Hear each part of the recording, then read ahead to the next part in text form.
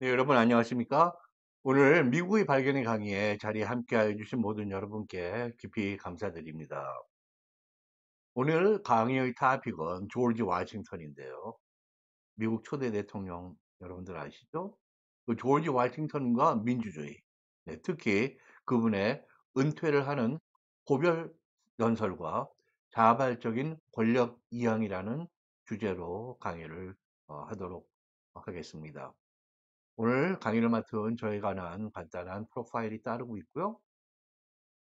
네, 조지 워싱턴과 민주주의, 은퇴의 고별 연설과 자발적인 권력 이양, 그 주제로 민주주의의 시작이라고 붙였습니다. 조지 워싱턴은 정치인이 되기 전에 미국의 13개 주의 하나인 버지니아 주에서 군인이었습니다. 그래서 워싱턴의 그 신체적인 그런 조건이 굉장히 월등했고요. 그 당시의 미국 사람들의 키는 세계에서 가장 컸던 국가의 사람들 중에 하나로 알려져 있습니다. 그만큼 신대륙, 신세계의 그런 환경적인 것, 음식, 그리고 사회의 그런 사람들의 성장과 발육의 우호적인 그런 환경, 이런 것들을 통해서 유럽에서 미국으로 이민을 오는 경우에 첫 세대부터 굉장히 키가 커지는 1, 2인치는 부쩍 크는 그러한 기록을 갖고 있는데요. 조지 워싱턴은 지금 2kg 하면 188cm 정도, 그리고 79에서 80kg 정도. 당시 남자의 평균 키가 미국 사람들 상당히 컸다고 말씀드렸죠? 5피트 8인치 정도, 173cm 정도, 그리고 몸무게는 64에서 73kg 정도였습니다. 상당히 뛰어난 그런 신체적인 조건을 가지고 있는 워싱턴이 군인으로 지역 사회에서 활동하기 시작한 것은 그다지 놀라운 일이 아니죠.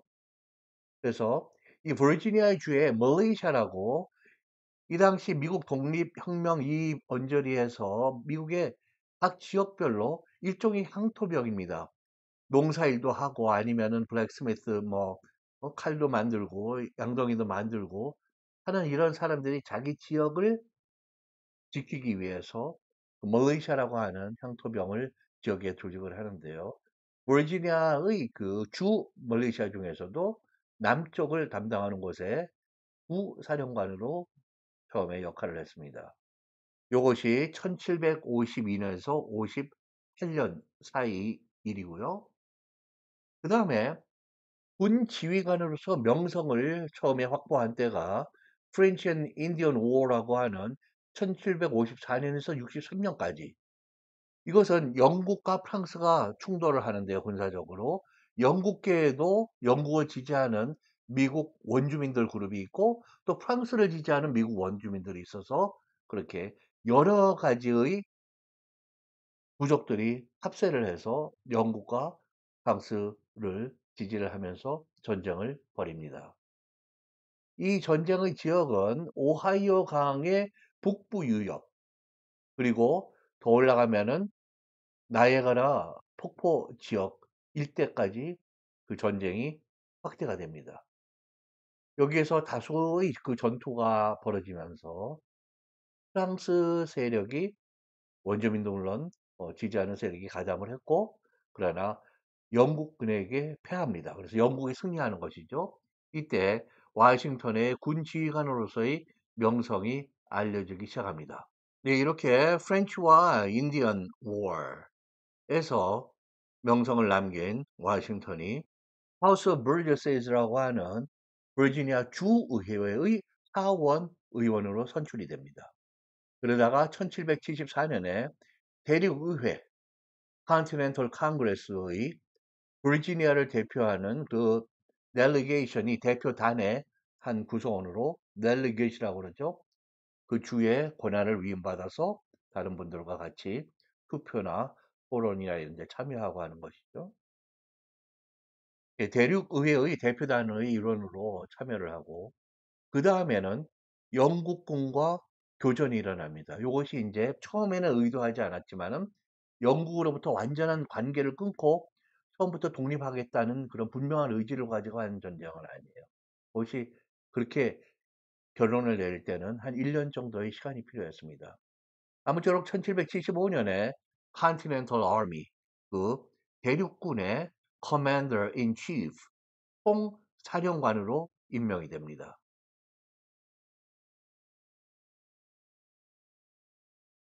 그리고 1775년에서 83년까지 The American Revolution 또는 Revolutionary War, 미국 독립혁명 또는 혁명전쟁이라고 불리는 것인데요. 여기에서 리더십과 그리고 상당한 그 전투에서의 성공으로 거의 국가의 영웅적인 인정을 받게 됩니다. 이때 미국 국민들이 13개의 주이지만 그 주의 전체의 의견으로 조지 워싱턴을 우리 군대를 이끌고 영국에서 독립을 이루자라고 했을 때 워싱턴이 거기 부름에 부응했던 것은 만일에 잡히면은 조지 워싱턴 자신과 가족이 다 죽습니다. 그리고 워싱턴 자신은 영국의 반역죄, 트리즌에 따라서 사지가 말에 묶여서 찢기는 그러한 형벌이 기본으로 워싱턴 자신이 알고 있었던 그런 경우이죠. 그것을 무릅쓰고 국가의 부름에 응했던 워싱턴이 이렇게 영국과의 독립혁명 전쟁을 승리로 이끌면서 국가의 영웅이 된 것은 당연하죠. 그래서 Constitutional Convention이라고 미국을 이제 미합중국을 제대로 헌법을 통해서 국가를 이루는 그런 과정입니다. 이 헌법 기초의회라고 그럴까요? 여기에 1787년에 이 의회 전체를 대표하는 프레지던트, 이거를 preside, 그 회의를 주재한다. 이러한 지위가 됩니다. 거기에 리더였어요. 그러면서 2년 후에 미합중국이 1789년에 출범을 할 때 대통령으로 선출이 됩니다. 탁월한 공공에 대한 그런 봉사와 의무감, 그리고 위기 속에서 발휘한 리더십, 그리고 놀라운 성실함, 이러한 요건들로 해서 초대 대통령으로 취임을 하게 됩니다. 그때 1789년 4월 30일 만장일치로 대통령에 선출이 되는 것이죠. 1차 첫 번째 대통령의 임기 요 선거에서 69개의 선거인단 표를 모두 획득합니다. 그리고 2차 임기 시작하기 전에 1792년의 선거에서 또 132개의 선거인단 표를 모두 만장일치로 획득합니다. 여기에 모두 두 번의 임기가 다 만장일치를 통해서 이루어졌다는 것이 대단히 놀라운 일이죠. 이 당시에는 국민투표, 그 popular vote는 있지 않았습니다. 이것은 1824년의 선거에서 처음으로 미국에서 이루어지고요. 이 당시에는 각 주의 의회에서 소위 elector라는 선거인단을 선출해서 그 사람들이 대신 투표를 한 것이죠. 이 사진을 보시면은 상당히 그 뛰어난 그런 신체적인 조건을 가진 워싱턴. 한편으로는 국가 전체적으로 인정받고 존경받는 군인이고, 이제 또 정치의 세계에 입문하는 그러한 인물이 되었습니다. 이 그림은 워싱턴 대통령이 이제 세상을 떠나고 이 유명한 미국의 그 오일 초상화의 아주 정말 마스터이죠. 이 길버트 스튜어트가 그린 그 다음의 그림인데요. 이 미국의 초대 대통령으로서의 워싱턴의 업적을 중요한 점들을 살펴보자면은 처음으로 연방 행정부가 갖춰지지 않은 상태로 출발을 해서 당뇨 체계, 특히 Department of State 외교부이죠. 그리고 Department of War 전쟁부, 그리고 The Treasury 재무부, 이런 중요한 강요 체제를 만들게 됩니다. 그리고 Bill of Rights라고 하는 헌법 개정 조항의 1에서 10까지를 헌법 기본 틀에 추가를 하게 됩니다. 그래서 1891년에 이 헌법 개정 10개의 조항이 추가된 헌법의 모습을 갖추게 됩니다. 이 Bill of Rights는 연방 정부의 centralized power, 연방의 권한이 상당히 이제 강해진 그런 모습에, 그러면은 시민의 개인의 기본권은 축소가 된다, 위협받는다라는 이슈로 일종의 시민의 권리 장전이라고 그럴까요? 그러한 모습인데요. 그 Bill of Rights를 10개를 추가하게 됩니다. 또한 연방정부와 대조적으로 상대적으로 주정부, State Government의 비중을 강화하게 됩니다. 그리고 또 하나는 미국을 외국의 유럽은 굉장히 많이 국가 간의 전쟁이 있었잖아요. 미국을 외국과의 그런 동맹이나 전쟁 관계에서 중립을 지키도록 조지 워싱턴이 그 다음에 미국을 이끄는 리더들에게 부탁을 하고 떠납니다. 이 고별사에서 유럽의 국가들이 전쟁에 휘말려서 국고를 거의 고갈시키고 할 때 미국을 그러한 전쟁에 휘말리지 하지 않도록 한 대단히 현명한 충고였습니다. 그리고 Judiciary Act라고 하는데요. 1789년에 연방정부가 출범할 때 이 법안을 만들어서 연방의 사법부, 법원의 체계를 수립하게 됩니다. 그래서 연방 법원 체계와 그 각 법원들이 그 법을 해석이나 이런 판단을 하는 영역, jurisdiction이라고 그러는데요. 그 관할 구역들을 수립을 하게 되죠.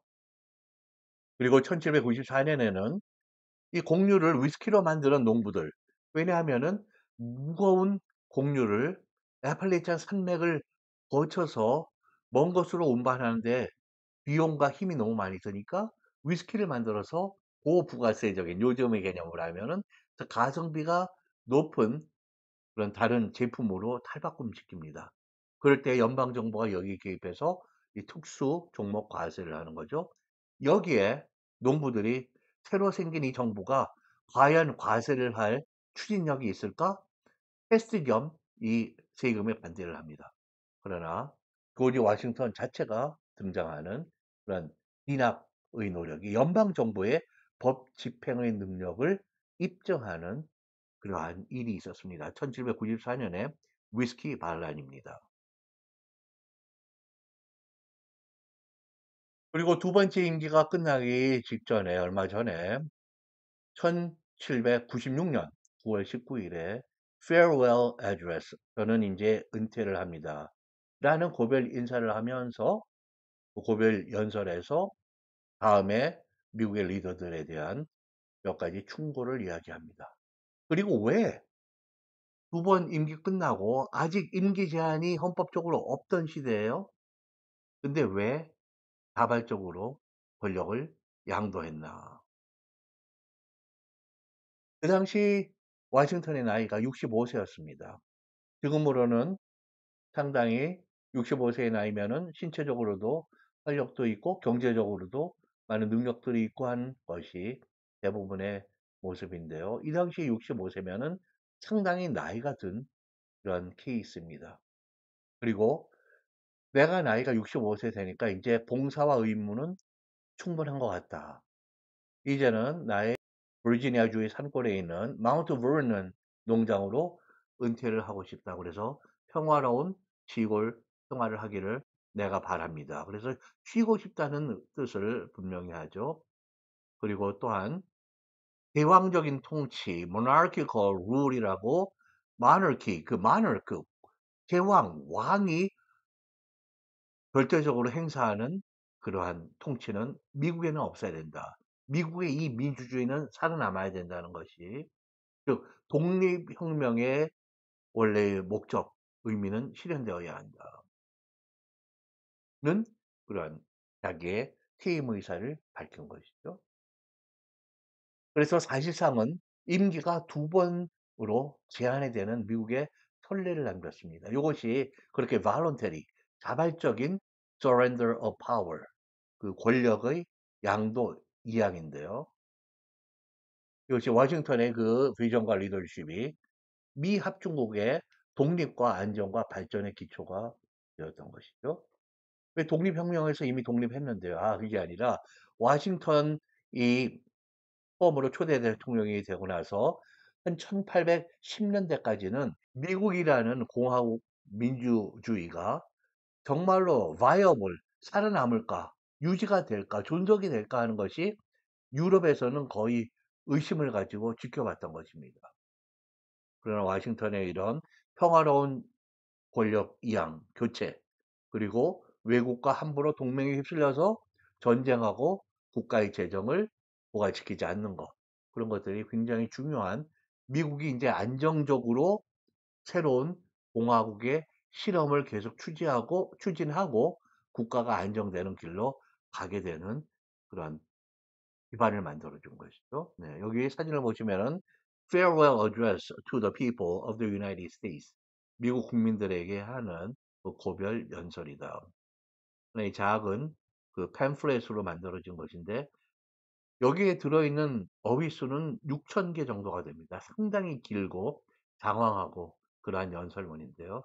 그리고 지금은 그 정도 영어가 능숙해도 읽어내기가 상당히 그 어려운 그러한 현란하고 문장 구조가 복잡하고 그러한 원어로 쓰여 있습니다. 자, 이것들이 이제 그 farewell address의 핵심적인 그런 요소들이 되는 것이죠. 이 자발적인 권력 이양과 그것이 선언이 된 farewell address에서는 이 대통령직 presidency라고 하는 것은 국민들에 의한 일시적인 대통령에게 권력을 신임 맡겨준 것이다. 그래서 자발적인 권력 이양은 공공을 위한 나의 봉사고 봉사가 끝나면서 나의 의무라고 이야기를 하는 것입니다. 굉장히 강력한 선례를 만들어 준 것이죠. 개인의 권력이나 야심을 위한 직위가 대통령직이 아니라는 것이죠. 워싱턴의 그 퇴임은 그래서 지도자의 그 겸손함과 자기를 인품적으로 아니면 기질적으로 자제할 수 있는 그런 롤 모델이 되는 경우였습니다. 권력의 남용, 개인적인 권력의 사용 이런 것을 허용하지 않은 워싱턴의 모습이죠. 이것이 오늘날까지 미국의 정치적인 value, 그 가치관 중에 중요한 그런 원칙 중에 하나입니다. 자발적인 권력 이양은 평화적인 권력 이양이고 무혈의 권력 이양입니다. 이런 것이 왜 중요하냐면 그 당시는 자발적으로 권력을 넘겨주거나 피를 보지 않는 경우는 굉장히 예외적인 그런 경우였습니다. 그래서 근현대 민주주의의 세계적인 선례가 된다. 군주체제, 독재체제와 공화국의 차이라고 하겠습니다. 공화국은 국민이 그러한 국가의 권력을 갖는 것이 공화국이거든요. 이것은 지금은 당연하게 느낄지 몰라도 당시에는 아까 말씀드린 대로 미국의 이 민주주의 또는 공화국의 실험은 과연 계속 유지될 수 있을까? 민주주의라는 거 이거 정말로 구현돼서 오래 갈 수 있을까 하는 것에 전 세계적으로 신뢰가 별로 없었던 시대에 미합중국의 존속 자체가 의심이 되는 시대에 대단히 중요한 그러한 의미를 갖는 것이죠. 그래서 군주제로 돌아가거나 또는 사실상은 군주제 같은 그런 정치 권력의 체계, 정치 권력의 행사를 방지한 워싱턴의 자발적인 권력 이양. 그리고 어느 누구도 법 위에 존재할 수 없음을 강조했습니다. rule of law, 법의 통치가 민주주의라는 거예요. 그리고 equality before the law, 법 앞에 대통령 또한 평등하다. 그리고 권력은 헌법의 틀 내에서 사용돼야 된다. 권력이 abuse of power, 권력 남용 허용되지 않는다. 이 가치관이 미국의 그 헌법적인 권력 구조와 권력 과정 그리고 권력의 구체적인 그 본질입니다. 그래서 연방 헌법이 수호가 되고 그 연방 헌법의 실제 정치 세계에서의 그 실천이 강화가 됩니다. 이 대통령의 사실상의 임기, 구임기로 제한한 것의 그 선례는 1951년이 되어야 헌법 수정조항 제22조에 의해서 미국 대통령이 합법적으로 반드시 2번 이상의 임기를 하지 못하는 것으로 제한됩니다. 그 전에 자발적으로 이러한 선례가 유지가 되는 것이죠. 놀라운 그런 최초의 민주주의의 첫걸음이었습니다. 그래서 국민의 unity, 단합과 일치, 그리고 neutrality, 국가의 국제사회에서의 중립, 그리고 워싱턴은 정당, 정파, political party, faction이라고 그러는데요. FACTION. 어떤 그룹의 이익만을, 우리 한국에서는 뭐 진영 논리라고 그럴까요? 그런 것을 배척했던, 조심하라고 경고를 해줍니다. 그리고 동맹을 맺는 것, alliance의 위험성을 경고하고 떠나는 것이죠. 이것이 바로 앞으로 수십 년 동안 미국의 정치의 컨투어, 그 틀을 만들어주는 가이드라인의 역할을 했습니다. 그리고 또 하나 우리가 주목할 것은 이렇게 2번 넬이 만장일치로 미국의 대통령이 되고 또 2번째 임기가 끝나서 퇴임할 무렵에도 국민들 절대 다수가, 여기 보시면은 국민들 절대 다수가 계속 재임을 원했던 것이에요. 조지 워싱턴, 우리 국가의 정말 아버지 같은 사람으로 국가를 위해서 모든 것을 바쳤으니 계속해달라. 이런 상황이었어요. 그래서 사실 영원한 대통령, 자기 자신의 그런 나이를 고려해도 앞으로도 상당히 더 대통령이 되는, 그리고 왕이 되려면 왕이 될 수 있었을 것으로 미국의 정치 역사가들은 거의 만장일치적인 의견을 갖고 있습니다. 그만큼 popular, 인기가 있었던 대통령이지만 자기가 이런 국가를 생각하면서 권력에서 스스로 물러난 것이죠.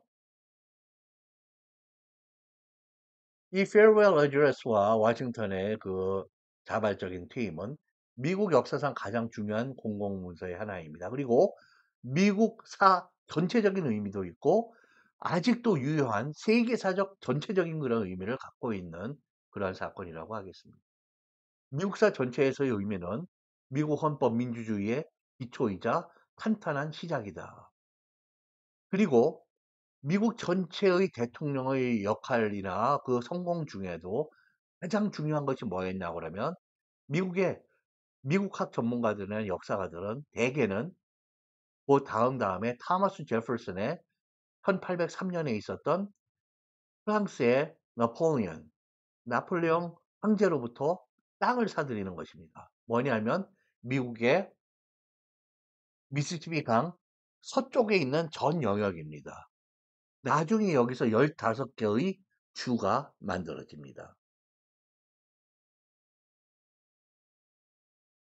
얼마나 싸게 사들이냐면 프랑스가 전쟁에 너무 빈번한 전쟁 때문에 국고가 이제 완전히 말라서 미국에게 헐값으로 그 지역을 먼저 선점하고 있는, 물론 다른 사람이 와서 살고 있는 건 아니지만은 프랑스가 먼저 깃발을 꽂은 그 영역이에요.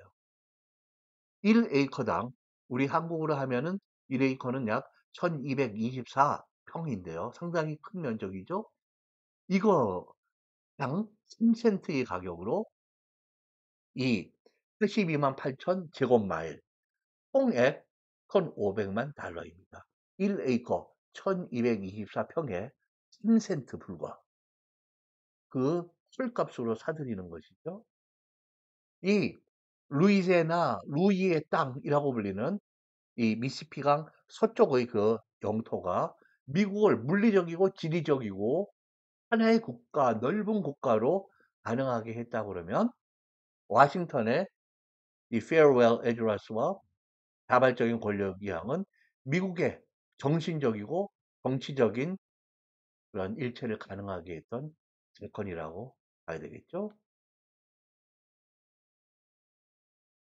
지금 여기 사진을 봐주시면 사실 우표입니다. 그림의 우표인데요.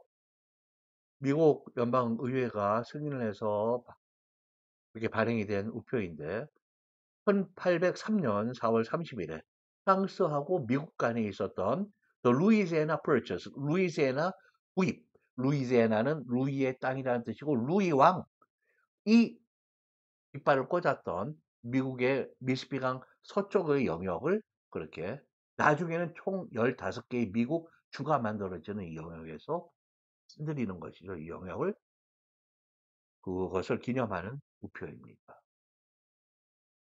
미국 역사가들은 타머스 제퍼슨의 이 루이지애나 펄처스를 모든 대통령의 모든 업적 중에 최고의 업적으로 꼽습니다. 그리고 세계사적인 의미를 보자면은 당시에는 유럽에서도 왕들이나 또 국민들이나 미국 공화국의 운영이 계속될 수 있을까?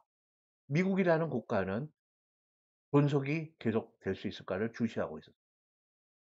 그리고 거의 동시대에 프랑스 대혁명이 미국의 독립혁명 그리고 독립선언서 이런 거에 의해서 자극을 받고 물론 그것만이 전체적인 그런 이유는 아니지만은 그렇게 그 당시에도 국가들 간의 그런 어떤 자극과 어떤 사회 움직임의 정신적인 또는 어떠한 그런 홍배제적인 역할을 하는 그러한 사건이 바로 프랑스 대혁명이 된 것이죠.